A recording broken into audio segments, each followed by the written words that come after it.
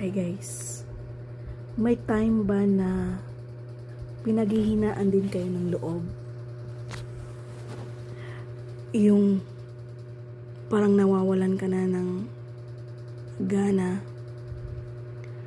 nawawalan ka na ng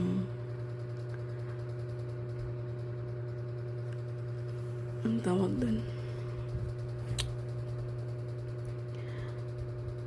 idea kung ano pang diskarte ang gagawin mo sa buhay mo para lang matustusan yung day-to-day basis, day-to-day na pangangailangan, na needs.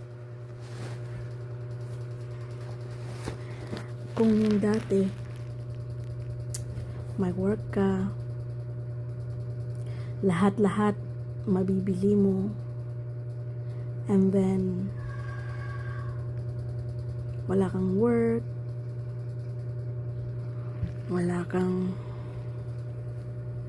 income, parang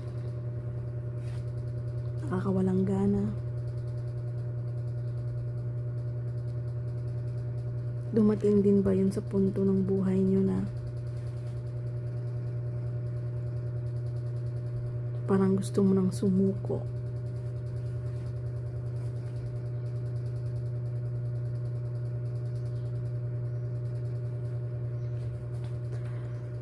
Ay.